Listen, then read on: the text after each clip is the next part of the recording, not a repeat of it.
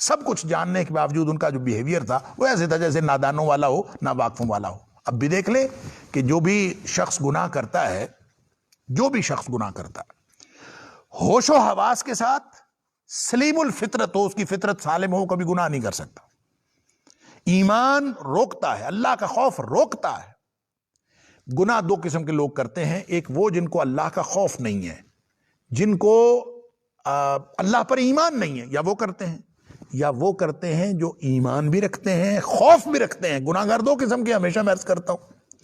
کہ گناہ بھی وہ اللہ کا خوف بھی رکھتے ہیں، اللہ پر ایمان بھی رکھتے ہیں، لیکن وہ کسی مغلوبیت کی وجہ سے گناہ کر بیٹھتے ہیں۔ مغلوبیت حالات کی بھی ہو سکتی ہے، مغلوبیت جذبات کی بھی ہو سکتی ہے۔ جب وہ مغلوب ہوتے ہیں تو اس وقت ان کی کیفیت ایسی ہوتی ہے کہ وہ کوئی چیز نہیں جان رہے، اور جاہلوں کی سی کیفیت ہوتی ہے۔ لیکن جو ہی وہ مغلوبیت کی حالت ختم ہوتی ہے، چاہے وہ جذبات کی مغلوبیت کی حالت ہو، چاہے وہ حالات کی مغلوبیت کی حالت ہو، جب بھی انسان اس میں سے باہر نکلتا ہے تو اگر وہ فوراً واپس اپنے اللہ کی طرف رجوع کرتا ہے تو ایسے لوگوں کی ہی تو توبہ قبول ہوتی ہے، جو سورہ نساء کے اندر اللہ تعالیٰ نے فرمایا ثم یتوبون من قریب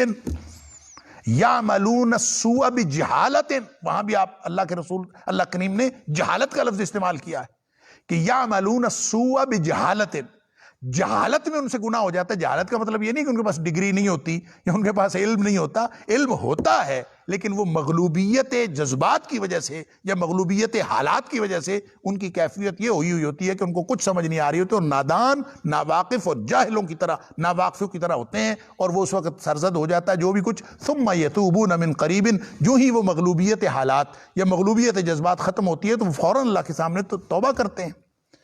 جن کا ایمان نہیں ہوتا وہ ان کے اوپر یہ کیفیت طاری نہیں ہوتی، وہ فوری طور پر توبہ کوئی نہیں کرتے۔ انہوں نے تو سوچ سمجھ کے گناہ کیے ہوتے ہیں کہ کوئی بات نہیں، خیر ہے، کرتے رہتے ہیں، یا یہاں تک کہ جب ان کو موت آتی ہے تو پھر وہ کہتے ہیں انی تبت الآن، اب میں توبہ کرتا ہوں۔ لہٰذا یہاں جہالت جو حضرت یوسف علیہ السلام نے کہا کہ اذا انتم جاہلون، کہ جب تم جاہل تھے، نادان تھے، ناواقف تھے، گویا تم حسد کے جذبات سے مغلوب ہو گئے تھے۔ فیور بھی دی، اخلاق کریمانہ کا اظہار بھی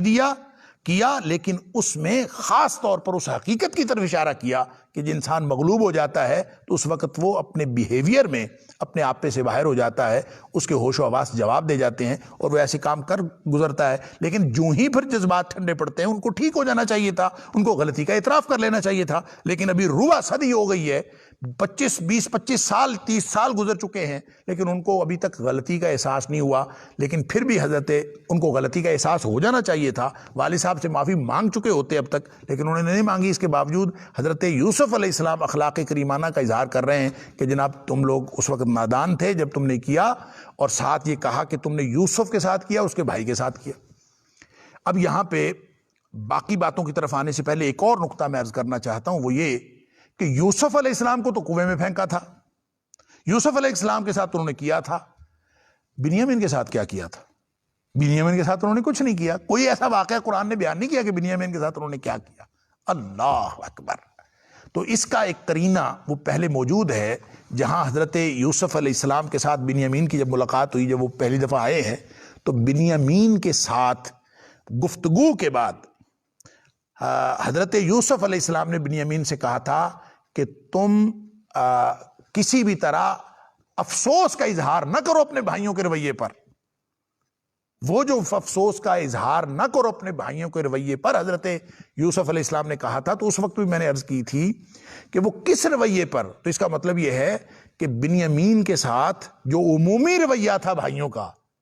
عام روزمرہ زندگی کے اندر، وہ ٹھیک نہیں تھا۔ وہ ہمیشہ ان کو کسی نہ کسی طرح تنگ کرتے رہتے تھے۔ تو کوئی خاص واقعہ تو قرآن نے ذکر نہیں کیا، لیکن وہاں بھی اس بات کا مفہوم یہی ہے کہ وہ بنیامین کو تنگ کرتے رہتے تھے، اور یہاں بھی اسی طرف اشارہ ہے کہ جو کچھ تم نے یوسف علیہ السلام کے ساتھ کیا کنویں میں پھینک کر، علاوازی جو بدسلوکی کرتے تھے، اور پھر ان کے بھائی بنیامین کے ساتھ بھی جو تم بدسلوکی کرتے تھے، وگرنہ اس واقعے میں کہ یوسف علیہ السلام کے پاس بنیامین رہ گئے آ کے اور وہ قید ہو گئے چوری کے الزام میں، اس میں تو ان کا کوئی قصور نہیں تھا۔ تو تم نے کیا کیا؟ ما فعلتم هل علمتم ما فعلتم بیوسف واخیہ، تو اس کے اندر گویا پوری زندگی کا جو ان کا رویہ ہے وہ اس کے اندر شامل ہے۔ اب یہ جو سوال ہے، اس سوال نے پورے پردے کو منکشف کر دیا، پردہ ہٹا دیا۔ پورا راز جو ہے افشا ہو گیا، اور فوراً وہ بولتے ہیں قالو، انہوں نے کہا انک لانت یوسف، کیا واقعی تو یوسف ہے؟ انک، کیا واقعی تو لانت یوسف، تو ہی یوسف ہے؟ یہ جو ان حضرت یوسف علیہ السلام کے سوال کے جواب میں فوراً یہ پہچان لینا کہ تو یوسف ہے، اس سے ایک بڑی خوبصورت بات مفسرین نے لکھی ہے، جو جس کی طرف بڑا دل مائل ہوتا ہے کہ ایسے ہی ہوگا، ہے تو بالکل ایک ایزمپشن، لیکن لگتا یہ ہے کہ حقیقت کے قریب ہے۔ وہ یہ کہ یوسف علیہ السلام کو دیکھ کر، یوسف علیہ السلام کو سے مل کر، اب تیسری ملاقات تھی ان کی، یعنی تیسری دفعہ سفر کر رہے تھے مصر کا، تو بادشاہ کی کرسی پر بیٹھے ہوئے دیکھ کر یوسف علیہ السلام کو بھائیوں کے دل میں کئی دفعہ خیال آیا تھا، یوسف علیہ السلام کا حلیہ دیکھ کر، ان کی شکل و شبہات دیکھ کر، ان کی عادتیں دیکھ کر، ان کی بولنے کا انداز دیکھ کر، ان کے مسکرانے کا انداز دیکھ کر، مختلف باتیں دیکھ کر ان کو کئی دفعہ شک گزرا کہ اس کی مشابہت ہمارے بھائی یوسف کے ساتھ ہے، لیکن چونکہ وہ یوسف علیہ السلام کو کنویں میں پھینک کے اپنے طور پہ بھول بھلا چکے تھے، ان کے خیال میں یہ بعید از قیاس تھا کہ یہ بادشاہ کی کرسی پر بیٹھا ہوا شخص جس کے سر پہ بادشاہت کا تاج سجا ہوا ہے، یہ وہ بھائی ہمارا ہو سکتا ہے جس کو ہم نے کنویں میں پھینکا تھا، باوجود اس بات کے کہ ان کو ریزمبلنس لگتی تھی بہت ساری باتوں۔ امام قرطبی علیہ الرحمہ نے کئی روایات لکھی ہیں، اور اس میں خاص طور پہ ابن عباس رضی اللہ تعالیٰ عنہ کی روایت، وہ ان کا قول بتاتے ہیں کہ انہوں نے حضرت یوسف علیہ السلام کو پہچان لیا تھا مسکراہٹ سے، کہ حضرت یوسف علیہ السلام جو ہیں وہ مسکراتے تھے، تو اس سے، اور آپ کے مسکرانے کا جو انداز تھا اس سے ان کو پتہ چلتا تھا کہ یہ بالکل اسی طرح مسکراتے جس طرح ہمارا بھائی یوسف مسکرانا کرتا تھا، لیکن چونکہ یہ تو بادشاہ تھا، اس کو انہوں نے کنویں میں پھینکا تھا، لہٰذا وہ کبھی کوریلیٹ نہیں کر سکتے تھے کہ یہ یوسف علیہ السلام ہو سکتے ہیں، سوچا کرتے تھے مختلف باتوں کے ہو سکتے ہیں۔ امام قرطبی علیہ الرحمہ نے یہاں پہ ایک اور بات لکھی ہے کہ اس موقع پر خاص طور پہ یہ جو تیسرا سفر ہے، اس میں حضرت یعقوب علیہ السلام نے ایک خط بھی لکھا تھا عزیز مصر کے نام، یعنی مصر کے بادشاہ کے نام، جو ان کا بیٹا ہی تھا، ان کو نہیں معلوم تھا کہ وہ میرا بیٹا ہے، لیکن انہوں نے ایک خط لکھا تھا اور اپنے گھر کے حالات لکھے تھے، اور یہ جو بات آ کے انہوں نے بتائی تھی کہ مسنا واہلنا الضر، کہ ہمیں اور ہمارے گھر والوں کو بہت دکھ پہنچے، ہم بڑے دکھی ہیں، تو دکھی گھرانے کی خبر صرف انہوں نے اپنے زبان سے نہیں دی تھی، بلکہ وہ ایک خط بھی لے کے آئے تھے جو انہوں نے آ کے حضرت یعقوب علیہ السلام کا خط اپنے یعنی مصر کے بادشاہ کو دیا تھا، اور مصر کا بادشاہ وہ جو یعقوب علیہ السلام کے بیٹے تھے، اور خط پڑھ کے کہتے ہیں کہ حضرت یوسف علیہ السلام جو ہے ان کی آنکھوں میں آنسو آنے لگے، انہوں نے اپنے آنسو روک لیے، لیکن وہ مسکرائے، اور وہ پھر اس وقت جذبات پر قابو نہیں رکھ سکے، اور انہوں نے فوراً کہا کہ تمہیں پتہ ہے کہ تم نے بھائی کے ساتھ کیا کیا؟ تو کہتے ہیں کہ اس موقع پر جو اپنے غم کو چھپاتے ہوئے مسکرائے، ابن عباس نے لکھا ہے کہ وہ مسکرائے تو ان کو ایک دفعہ پھر شک گزرا کہ یہ یوسف علیہ السلام ہے، لیکن یہ سوچ نہیں سکتے تھے کہ یہ ہو سکتے ہیں، لیکن جو ہی یوسف علیہ السلام نے سوال کیا کہ حل علمتم ما فرطتم، کہ تم نے جو یوسف علیہ السلام ما فعلتم بیوسف واخی، تم نے یوسف علیہ السلام اس کے بھائی کے ساتھ کیا کیا، جب انہوں نے سوال کیا تو شک تو ان کو پہلے ہی تھا، ریزمبلنس تو پہلے ہی دیکھ رہے تھے، لیکن یہ کبھی اس کو یہ نہیں سوچ سکتے تھے کہ یہ وہی ہو سکتا ہے، تو جو ہی انہوں نے سوال کیا تو کہتے ہیں واقعی تو یوسف ہے، آئنہ کلانتا یوسف، اچھا ہم اتنے عرصے سے سوچ رہے تھے، آپس میں ہم ڈسکس بھی کرتے تھے کہ لگتا ویسا ہے، ہو نہیں سکتا، لیکن اب پتہ چلا ہے آئنک لانت یوسف، کیا تو یوسف ہے؟ قال، کہا انا یوسف، ہاں میں یوسف ہوں۔ اللہ اکبر۔ بعض لوگوں نے یہاں پہ ایک بڑی لفظی ایک لطیف نقطہ نکالا ہے، وہ یہ ہے کہ حضرت یوسف علیہ السلام کو یہاں پہ کہنا چاہیے تھا عربیت کے اعتبار سے انا ہوا یوسف، میں وہی یوسف ہوں، یہ کہنا چاہیے تھا، اور حضرت یوسف علیہ السلام نے یہ نہیں کہا کہ انا ہوا یوسف، میں وہی والا یوسف ہوں، نہیں، انا یوسف، میں یوسف، اور یوسف آصف یاسف سے ہے، افسوس والا، کہ مجھے بڑا افسوس ہے، گویا اپنی کیفیت بیان کر رہے ہیں، صرف نام نہیں بتا رہے کہ میں وہی یوسف ہوں، بلکہ ساتھ اپنی کیفیت بتا رہے ہیں، واللہ عالم۔ وہذا اخی، میں یوسف ہوں، وہی والا یوسف، وہذا اخی، اور یہ میرا بھائی ہے بنیامین، قد من اللہ علینا، ساتھ پوری حقیقت بتا دی، میری کوئی خوبی نہیں ہے، اللہ نے ہمارے اوپر احسان کیا ہے، قد من اللہ علینا، اب ایک دفعہ پھر عظمت کردار کا اظہار، سبحان اللہ، کہتے ہیں اللہ نے ہمارے اوپر احسان کیا ہے، اللہ انہ من یتق ویصبر، یعنی آج اگر میں بادشاہت کی کرسی پہ بیٹھا ہوں اور میرا بھائی میرے پاس ہے، یہ سب جو فراوانی اللہ نے ہمیں عطا کی ہے، جو عزتیں عطا کی ہیں، جو نبوت بھی عطا کی ہے، یہ سب اللہ کا احسان ہے ہمارے اوپر۔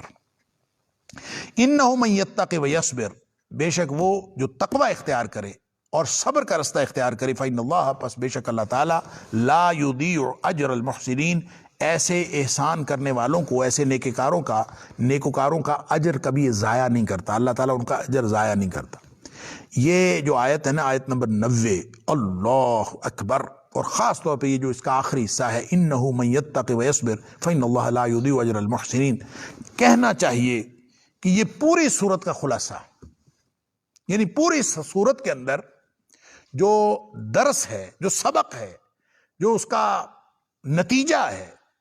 جو اللہ ہمیں سمجھانا چاہتا ہے، جو اللہ تعالیٰ انسانیت کو ہدایت دینا چاہتا ہے، اور جو اس پوری کہانی سے جو اس کا خلاصہ ہے، وہ اس آیت کے اس حصے میں ہے، انہ من یتق ویصبر فإن اللہ لا یضیع اجر المحسنین۔ اس میں 3 باتیں ہیں، تقوی، جو کوئی شخص تقوی اختیار کرے، ویصبر، اور صبر،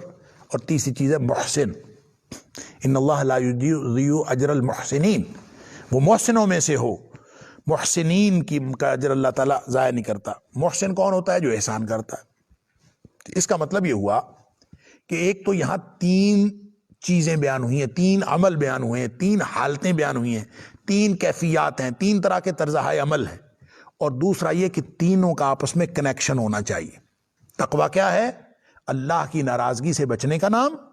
اور اللہ کی رضامندی حاصل کرنے کے احساس کا نام۔ اس دوہرے احساس کا نام تقوی ہے کہ ہر وقت انسان کو یہ تڑپ رہے کہ میں نے اللہ کی ناراضگی سے بچنا ہے، ایک بھی کام اللہ مجھ سے ایسا سرزد نہ ہو جائے جو تیری ناراضگی کا باعث بن سکتا ہے، اور اللہ ایک بھی کام مجھ سے ہونے سے رہ نہ جائے جو تیری رضامندی کا باعث بن سکتا ہے۔ جس کے دل میں یہ نقطہ ہو، یہ احساس ہو، اس ترجیحی نقطے پر اور اس احساس پر اس کی پوری زندگی گزر رہی ہو اور وہ عمل کرنے کی کوشش کر رہا ہو، تو وہ متقی ہے۔ انہ من یتق، جس کو ہر لمحہ یہ احساس ہو کہ میں نے اپنے اللہ کی ناراضگی سے بچ کر اور اللہ کی رضامندی حاصل کرتے ہوئے زندگی گزارنی ہے، یہ ہے میری زندگی کا مقصد، نمبر 1۔ نمبر 2 یہ ہے کہ ویصبر، اللہ، یہ پوری داستان کے اندر یہی سبق ہے۔ ویصبر کا مطلب یہ ہے کہ وہ ڈٹا رہے، مرادی معنی ہے ڈٹا رہے، لفظی معنی ہے رک جائے، روکے رکھے، یصبر، وہ اپنے آپ کو روکے رہے۔ کس بات سے روکنا ہے؟ ہر سچویشن میں جو بھی فطری رد عمل پیدا ہوتا ہے، اس فطری رد عمل کو روک لینا ہے، اللہ کی ناراضگی سے بچنے کے لیے اور اللہ کی رضامندی حاصل کرنے کے لیے۔ گویا تقوی صبر کے بغیر ہو نہیں سکتا، کوئی تقوی پر عمل صبر کے بغیر نہیں ہو سکتا، بلکہ یوں کہنا چاہیے کہ یہ جو اللہ کی ناراضگی سے بچنا اور اللہ کی رضامندی حاصل کرنا، یہ ایک پورا سسٹم ہے، پورا نظام زندگی ہے، صرف ایک فرد کا نہیں، پورے اجتماع کا بھی، اور ہر ایک کا ایک نظام زندگی ہے، اور اس پر عمل، اس احساس پر عمل، اس عملی پروگرام کے بارے میں اس کو اپنے کردار میں اپنانا، یہ ممکن نہیں ہے جب تک صبر نہ ہو۔ یعنی آپ نے کوئی کام کرنا ہے، آپ کو صبر کے بغیر کام ہو نہیں سکتا، آپ کو اپنی خواہشات روکنی پڑتی ہیں، آپ کو اپنا آپ روکنا پڑتا ہے، روک کے پھر آپ کو وہ عمل، حتیٰ کہ نبی کریم صلی اللہ علیہ وسلم نے فرمایا جو وضو ہے، اسباغ الوضو فی المکارہ، ان حالات میں وضو کرنا جو انسان کو پسند نہیں ہوتے، ناپسندیدہ حالات میں، مشکل حالات میں وضو کرنا، نبی پاک صلی اللہ علیہ وسلم فرمایا یہ کفارات میں سے ہے، یہ گناہوں کی بخشش کا باعث بنتا ہے۔ تو گویا وضو کرنے کو بھی پوری طرح دل کب کرتا ہے، انسان کا دل کرے نہ کرے، وضو کرنا بھی صبر کے بغیر ممکن نہیں ہے۔ انسان کو دل کب کرتا ہے کہ کرے، نماز پڑھنا بھی صبر کے بغیر ممکن نہیں ہے۔ اللہ کی اطاعت کا کوئی کام، نبی پاک صلی اللہ علیہ وسلم کی اطاعت کا کوئی کام صبر کے بغیر ممکن نہیں ہے۔ اللہ حاضل قیاس، تقوی یعنی وہ احساس کہ میں نے اللہ کی ناراضگی سے بچنا ہے اور اللہ کی رضامندی حاصل کرنا ہے، یہ پوری زندگی کا ایک عملی نظام ہے، اور اس کے اوپر عمل ممکن نہیں ہے جب تک انسان صبر نہ کرے۔ اسی لیے صبر کی 3 قسمیں کی جاتی ہیں، صبر علی الطاعات، صبر علی المعصیات اور صبر علی المصیبات، صبر عن المعصیات، گناہوں سے بچنے کے لیے بھی صبر کرنا پڑتا ہے، اپنی خواہش کو روکنا پڑتا ہے، اور اللہ کے اور اس کے رسول صلی اللہ علیہ وسلم کے حکم ماننے کے لیے بھی صبر کرنا پڑتا ہے، اور اسی طرح جو مصیبتیں آتی ہیں، جو بھی مشکلات آتی ہیں، ان پر بھی صبر کرنا پڑتا ہے۔ یہ جو تینوں قسم کا صبر ہے، گویا وہ جو عملی نظام ہے، کمپریہنسو جامع نظام پوری زندگی کا، کہ تقوی کی بنیاد پر، تقوی کے ترجیحی نقطے کی بنیاد پر زندگی گزاری جائے، اس کا عملی طور پر وقوع پذیر ہونا ناممکن ہے جب تک اس کے اندر صبر نہ ہو۔ ہر لمحے پہ انسان کو اپنے آپ کو اس عمل پر روکے رکھنا پڑتا ہے، اپنے نفسانی خواہشات کے بالعکس، اپنے ماحول کے بالعکس اس کو پورا ڈٹنا پڑتا ہے۔ اس لیے تقوی اور صبر ایک دوسرے کے بغیر ہو نہیں سکتے۔ اور وہ جو اللہ تعالیٰ نے قرآن میں فرمایا وَيُوَفَّ الصَّابِرُونَ أَجْرَهُمْ بِغَيْرِ حساب، کہ جو صبر کرنے والے ہیں ان کو اللہ تعالیٰ جو اجر دے گا وہ بغیر حساب کتاب کے دے گا۔ وہ بغیر حساب کتاب کے اجر اس لیے ہے کہ صبر کا دخل ہر عمل میں ہے۔ آپ نماز پڑھتے ہیں، صبر کے بغیر ممکن نہیں، روزہ رکھتے ہیں، صبر کے بغیر ممکن نہیں، حج کرتے ہیں، صبر کے بغیر ممکن نہیں، آپ اطاعت کا کوئی بھی کام کرتے ہیں، صبر کے بغیر ممکن نہیں، اور آپ کوئی بھی گناہ کا کام چھوڑتے ہیں، وہ صبر کے بغیر ممکن نہیں۔ یہ تو لمحہ لمحہ ایک یعنی کانٹوں کی ایک سیج ہے، ایک پتھروں کا راستہ ہے، اس کے اوپر چلنا پڑتا ہے، اور ایک گویا خاردار ایک رستہ ہے جس کے اوپر بچ بچ کے چلنا ہے، اسی کا نام صبر ہے۔ اس کے اوپر جب تک آپ ڈٹے نہیں رہیں گے، اپنی خواہشات کے بھی بالعکس، اپنے ماحول کے بھی بالعکس جب تک نہیں ڈٹے رہیں گے، اس وقت تک آپ یہ کام کر ہی نہیں سکتے۔ لہذا تقوی اور صبر، انہ من یتقی ویصبر، یہ ایک دوسرے کے لازم و ملزوم ہیں، ان کے بغیر زندگی گزرتی نہیں ہے، اللہ کی رضامندی حاصل ہوتی نہیں ہے، وہ کردار بنتا نہیں ہے جو کردار حضرت یوسف علیہ السلام کو اللہ تعالیٰ نے عطا فرمایا تھا۔ دو ہی تو ٹول ہیں، لیکن ان ٹول کے اوپر جب انسان عمل کرتا ہے، یعنی تقوی کی اس بیس کے اوپر جب صبر کے ذریعے سے انسان عمل کرتا ہے، تو وہ عمل کس لیے کرتا ہے؟ وہ عمل اللہ کی ناراضگی، اللہ تعالیٰ کا قرب حاصل کرنے میں انسان اس جذبے کے تحت کرتا ہے کہ میں آگے سے آگے بڑھتا چلا جاؤں، اور اس آگے سے آگے بڑھتے چلے جانے کا نام احسان ہے، کہ انسان کسی ایک نیکی پر مطمئن ہو کے بیٹھ نہ جائے، بلکہ ساری زندگی محنت جاری رکھے، اور اللہ تعالیٰ پھر ان محسنوں کا، گویا تقوی، صبر اور احسان، یہ آپس میں تینوں کا کنیکشن ہے، اس کے بغیر نظام زندگی بنتا نہیں ہے، کردار بنتا نہیں۔ اور جب یہ کردار ہو تو پھر انسان کنویں میں پڑا ہو یا بادشاہت کی کرسی پہ بیٹھا ہو، اس کو ایک ہی طرح کا صبر کرنا پڑتا ہے۔ سبحان اللہ۔ جب اس کو کوئی مراعات میسر ہوں تو وہ ان کو بھی اللہ کی ناراضگی سے بچنے کے لیے اور اللہ کی رضامندی حاصل کرنے کے لیے استعمال کرتا ہے، اور جب وہ محروم ہو اور محرومیت کی زندگی گزار رہا ہو تو اس کیفیت کو بھی اللہ کی ناراضگی سے بچنے اور اللہ کی رضامندی حاصل کرنے کے لیے استعمال کرتا ہے۔ لہٰذا یہ وہ کمپریہنسو، وہ جامع کردار ہے جو پوری زندگی کو محیط ہے، اور وہ انہی تین عناصر کے ساتھ ہے۔ انہ من یتقی ویصبر ان اللہ فإن اللہ لا یضیع اجر المحسنین۔ یہ وہ کردار ہے جو اصل میں تقاضا کرتا ہے۔ یوسف علیہ السلام یہ کردار اپنایا، اور اب وہ پوری زندگی کی داستان سنا رہے ہیں اس ایک فقرے میں، کہ بھائی میں کنویں میں تھا تو میں نے صبر کیا، میں عزیز مصر کے گھر تھا، زنانے خواتین مصر نے میرے ساتھ جو کیا میں نے صبر کیا، میں جیل میں گیا میں نے صبر کیا، لمحہ لمحہ صبر کی زندگی، ڈٹے رہنے کی زندگی۔ اسی لیے اس کا مرادی معنی ڈٹے رہنا۔ تو انسان جب ڈٹا رہتا ہے، صبر کرتا ہے، ہر معاملے میں صبر کرتا ہے، کیونکہ اس نے اللہ کی ناراضگی سے بچنا ہے ہر صورت، اور اللہ کی رضامندی حاصل کرنی ہے ہر صورت۔ جب انسان اس پروگرام کے اوپر ڈٹا رہتا ہے تو وہ صبر کے بغیر ممکن نہیں ہے، روکنے کے بغیر ممکن نہیں ہے، اپنے آپ کو روکنا پڑتا ہے۔ یہی بات فرمائی نا اللہ تعالیٰ نے قرآن میں کہ وَأَمَّا مَنْ خَافَ مَقَامَ رَبِّهِ، جو اپنے رب کے سامنے کھڑا ہونے سے ڈر گیا، وَنَهَى النَّفْسَ عَنِ الْهَوَىٰ، اپنی نفس کو خواہشوں سے روک لیا، نہیں تیری نہیں ماننی، اب اللہ کی ماننی، تو جو مرضی چاہتا رہے تیری نہیں ماننی۔ کیوں؟ اس لیے کہ میں اللہ کی ناراضگی سے بچنا چاہتا ہوں اور اللہ کی رضامندی حاصل کرنا چاہتا ہوں۔ تجھے اے نفس میں راضی کرنے کے لیے اپنے اللہ کو ناراض نہیں کر سکتا۔ جس نے اپنے نفس کو روک لیا، فرمایا فَإِنَّ الْجَنَّةَ هِيَ الْمَأْوَىٰ، اسی کے تو ٹھکانہ جنت ہے، یہی تو وہ راستہ ہے۔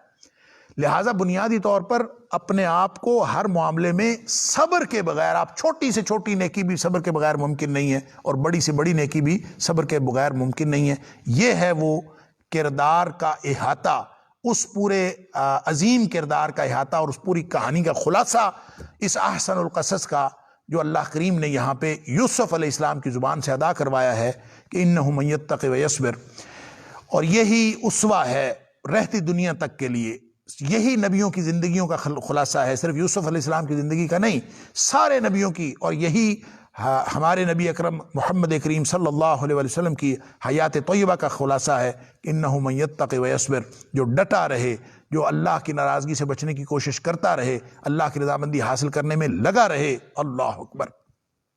اسی کام میں لگا رہے، فَإِنَّ اللَّهَ لَا يُضِيعُ أَجْرَ الْمُحْسِنِينَ، اور کرتا رہے، بہتر سے بہتر کرتا رہے، بہتر سے بہتر کرتا رہے۔ محسن کون ہوتا ہے؟ محسن وہ ہوتا ہے جو تھوڑی سی نیکیاں کر کے کسی لمٹ پہ آ کے رک نہیں جاتا، بلکہ موت تک اللہ کی بندگی میں لگا رہتا ہے، جیسے اللہ تعالیٰ نے فرمایا سورۃ الحجر کی آخری آیت میں کہ وَاعْبُدْ رَبَّكَ حَتَّى يَأْتِيَكَ الْيَقِينُ، اللہ کی بندگی، اللہ کی غلامی میں اس وقت تک لگے رہنا ہے جب تک موت نہیں آ جاتی۔ یہ ہے وہ زندگی کا نظام جو حضرت یوسف علیہ السلام کے زبان سے اللہ تعالیٰ بتا رہا ہے، اور اصل میں تو انہوں نے اپنا پوری کہانی بتا دی، بھائیوں سے صرف تعارف ہی نہیں کیا بلکہ اپنی پوری زندگی کا خلاصہ بھی بتا دیا کہ دیکھو بھئی احسان ہوا ہے اللہ کی طرف سے، اور اس میں کوئی ہماری خوبی نہیں ہے، لیکن قانون کیا ہے؟ قانون یہ ہے کہ جس نے بھی اللہ سے دنیاوی اور اخروی جتنے بھی نعمتیں ہیں، جتنے بھی انعامات ہیں وہ حاصل کرنے ہوں، تو یہ پورا طریقہ، پورا راستہ، پورا کردار یہ ہے کیا؟ انہ من یتق ویصبر فإن اللہ لا یضیع اجر المحسنین۔ تقوی، صبر اور احسان، اور وہ حدیث پھر ایک دفعہ تازہ کر لیجئے جو میں اکثر آپ کے سامنے عرض کرتا ہوں کہ نبی اکرم صلی اللہ علیہ وسلم نے صحابہ کرام سے فرمایا تھا کہ ان من ورائکم ایام الصبر، میرے صحابیوں تمہارے بعد ایک دور آنے والا ہے جو ڈٹنے کا دور ہے، اور والصبر فیہن کقبض علی الجمر، اس دور میں دین پر ڈٹنا اتنا مشکل ہوگا جتنا مشکل آگ کا انگارہ ہاتھ میں پکڑنا ہے، یعنی اس قدر مشکل ہوگا جتنا قرون وسطیٰ کے اندر، پھر قرون اولیٰ کے اندر، اور نبی پاک صلی اللہ علیہ وسلم کے زمانے کے اندر جو خیر القرون تھا، نبی پاک صلی اللہ علیہ وسلم کا زمانہ آپ فرماتے ہیں خیر القرون قرنی، میرا زمانہ سب سے بہترین زمانہ ہے، تو اس دور میں صبر کا مقام کم آتا تھا اور تھوڑے صبر کے ساتھ عمل کرنا آسان ہوتا تھا۔ نبی پاک صلی اللہ علیہ وسلم موجود تھے، سنہری دور تھا، نیکی کے مواقع زیادہ تھے، نیکی کی ترغیب زیادہ تھی، نبی پاک صلی اللہ علیہ وسلم کی حیات طیبہ، آپ خود بنفس نفیس موجود تھے، اور ظاہر ہے جیسے جیسے زمانی اور جغرافیائی بعد بڑھتا گیا یہ ماحول مشکل ہوتا گیا، اس لیے فرمایا کہ ایک دور آئے گا کہ اس دور میں دین پر ڈٹنا، دین پر عمل کرنا اتنا مشکل ہو جائے گا، اللہ اکبر، کا قبض علی الجمر، جیسے آگ کا انگارہ ہاتھ میں پکڑنا ہے۔ پھر فرمایا کہ اس دور میں جو شخص ڈٹا رہے گا دین پر، جو عمل کرے گا وَلِلْعَامِلِ فِيهِ أَجْرُ 50، اس دور میں جو دین پر عمل کرے گا اس کو 50 لوگوں جتنا اجر ملے گا۔ پوچھا گیا 50 منا و 50 منہم، صحابہ کرام رضوان اللہ علیہ مجمعین پوچھتے ہیں اللہ کے رسول صلی اللہ علیہ وسلم، یہ 50 لوگوں جتنا اجر، یہ 50 ہمارے یعنی صحابہ میں سے 50 ان جتنا اجر، یا اس دور کے 50 لوگوں جتنا اجر؟ نبی اکرم صلی اللہ علیہ وسلم فرمایا 50 منکم، اے میرے صحابہ تم 50 صحابہ جتنا اجر ملے گا جو اس دور میں دین پر ڈٹا رہے گا۔ تو صبر کا موقع، جتنے مشکل حالات ہوں اتنا زیادہ صبر کا موقع ہوتا ہے، اتنا زیادہ ڈٹے رہنے کا موقع ہوتا ہے، اور جو شخص ڈٹا رہتا ہے اور نیکیوں میں آگے سے آگے بڑھتا رہتا ہے اور اس میں کبھی رکتا نہیں ہے، اپنے سفر کو بھی روکتا نہیں ہے موت تک، تو فرمایا ایسے لوگوں کا اللہ تعالیٰ اجر ضائع نہیں کرتا۔ اللہ تعالیٰ مجھے اور آپ کو، ہم سب کو قرآن سمجھنے اور عمل کرنے کی توفیق عطا فرمائے۔ وقت ہو گیا، وآخر دعوانا ان الحمد للہ رب العالمین۔